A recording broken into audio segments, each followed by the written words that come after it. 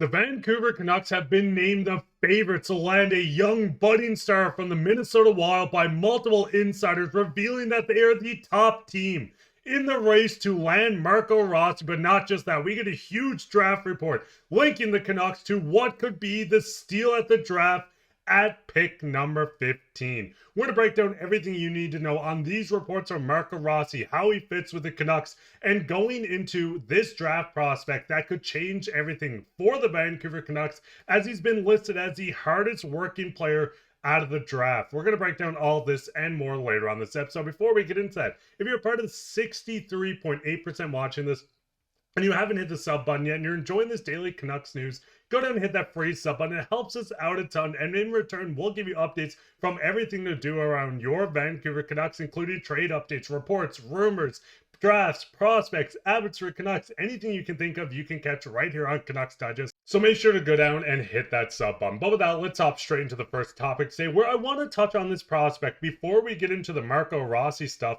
We've seen that Scott Wheeler did do his projected 32 picks going into the first round, and he has the Vancouver Canucks projected to take the steal of the draft at pick number 15. Now, pick number 15, he has Victor Eklund projected to go to the Vancouver Canucks. A lot of you guys might know this name, as he was listed as a top 8 pick going into each week leading up to the draft. But with his reports coming out and from Scott Wheeler, he says, the sense I got from a couple of scouts I talked to at the Combine was that Eklund is going to be made available later than people in the public sphere think, but we think the Canucks are the floor for Eklund.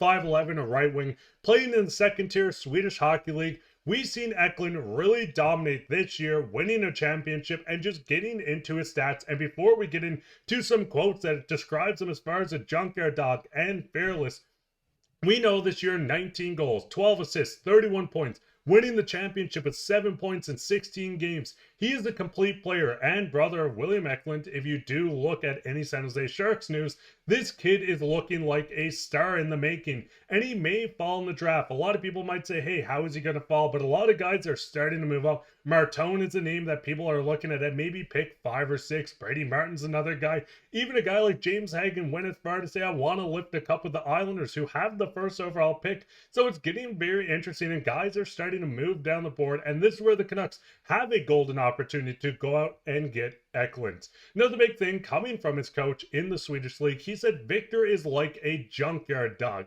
When the puck goes in the corner, he really wants to be the first guy going there, and he wants to get out with the puck. He's not afraid of any contact. It doesn't matter if the guy's 2 heads taller than him.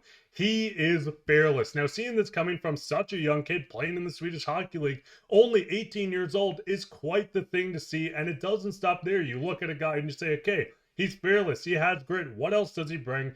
Former or soon to be top 3 pick in Anton says he's a tank on the ice and he has a shot like a missile. So a grindy kid that can score goals, not afraid of contact, someone that's going to win board battles and do whatever it takes to score goals. If you watch any of his highlights, dangling people out, skating up the ice with speed bursts, everything you want out of a player is exactly what you're going to get with Eklund. And listen, I know right now we're not set to get him. It's not a guarantee, but if he continues to drop, if Scott Wheeler's reports are right and the Canucks do get to him, what do you do with pick 15? Do you take this guy that could turn into a future star of this team? A lot of people had him projected higher than this going into the draft. I mean, right now you can pause and you work your way down. Bob McKenzie has him ranked at 10 or 8. Craig Button has him ranked at 10. There's a lot of guys that have him projected in the top 10, even going as far as 5 by Draft Prospect Hockey. But the biggest thing with Eklund, if he does drop, this is where you have an opportunity. There's implications with it. If you take him, you can't move on from pick number 15 unless you want to package Eklund as soon as you draft him. But with the possibility of getting someone that can make an immediate impact in 2 to 3 years, someone that could come over and join this team, Jonathan Lekermacki, who is struggling a bit in the playoffs for Abbotsford because the seasons are so much longer than what you see in the Swedish Hockey League.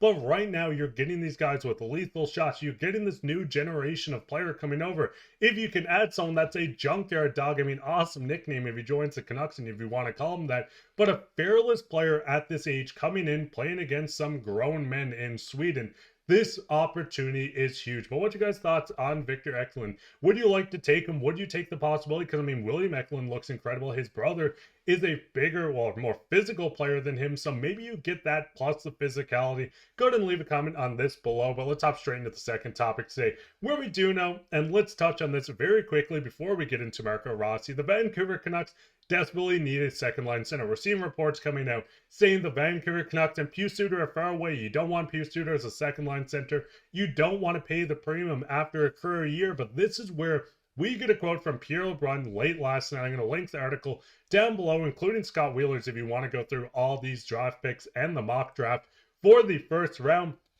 But Pierre LeBrun said the Calgary Flames, the Vancouver Canucks, and the Montreal Canadiens are among the Canadian teams looking for a second center and a young one. And this is where it continues into, I would say among those three, the Canucks have the most interest in Wild center Marco Rossi. Now, the big thing with the Vancouver Canucks, yes, the size is an issue. I see a lot of people talking about it. A 5'9" center isn't the best, but when watching Marco Rossi, he doesn't stray away from contact. He tips the puck a lot. He has board battles. I mean, we've seen in the intro clip. I'll run again real quick. We know that Marco Rossi can bring a scoring touch to the Canucks. We know he can bring a bit of playoff experience. We know Marco Rossi is a player that can score goals, setting a career high in goals and points this year. 24 goals this year, 21 last year. Not playing in a great role in the playoffs. We've seen him demoted to the fourth line. It wasn't a demotion per se, but the coaching staff wanted to move him down in the lineup to have 4 lines rolling, but still 3 points on a fourth line in the playoffs is incredible. A 20-goal scorer. The thing with Rossi, yes, you need to sign him to a contract. Right now, you would be trading for an RFA guy. There's reports coming out that he wants a 7x7, maybe a 7x8. But locking Marco Rossi up at such a young age is awesome. I mean, 23 years old, you sign him 7 years, you get him till he's 30. Yes, he had health concerns, and I'm beating the drum on this. I know, Canucks fans. But hear me out on Marco Rossi, former 9th overall pick. 20 goal scorer. If I showed you a player that put up 60 points, 24 goals, and you couldn't see the size of him, you guys would say yes immediately. And that is the thing that you need to look at. PD is a big body. I know a lot of people are very upset, but you do not move on from Pettersson. We've seen the reports come out that Pettersson's not moving. I mean, he's going to station down that top line for probably the majority of his career or until this contract ends after those talks. Check that video out. But the big thing is, if you're bringing in Marco Rossi, you still have big bodies next to him. You can fill out this lineup more. But the big thing you cannot get out of a guy with a big body is obviously it's going to cost a lot. It's going to cost a lot to go out and get someone in free agency. But you have the chance to get Marco Rossi, bring him in. You have cap space of $12 million. You need to make things work. With the Canucks roster, we know the back end is fine at the moment. We know the goaltenders are both locked up. Stilovs is looking like he might fight for a spot in training camp. But if you're spending $7 million, $8 million on this, you're only going to have $4 or $5 million to fill out the rest of this roster. Right now, bring in Marco Rossi, and you would like to have a bigger body than maybe Jonathan Leickermacki next to him. You go out, you could bring back Brock Boeser, but you still need to make moves on this roster. This is a Canucks team that desperately needs to add offensive talent. We've seen how much they struggled last year to score the puck. Yes, the dump and solid chase prevented them from getting scored on a bunch, but you cannot win every game 2-1. I mean, if Thatcher Demko is back in form, yeah, sure, you can obviously do this.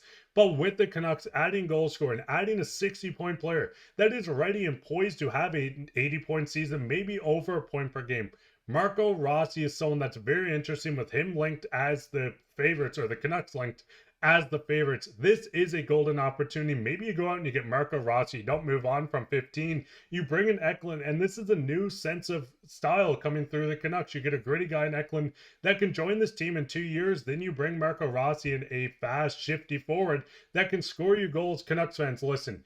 We know they need the center. What center would you like the Canucks to go out and get? I know there's guys in free agency, John Tavares, Claude Giroux, but these guys are going to cost a lot, and they're very old. Is there someone else you'd rather them trade for? William Karlsson was an interesting name until Vegas took him off the market. Go ahead and leave a comment on everything I talked about. A center you want, anything you want us to cover, go down and comment down below while you're down there. Leave like, subscribe, share this with your friends. We'll be back with another episode, so keep your eye for that. But I've been your host, Mark. Bye, and take care.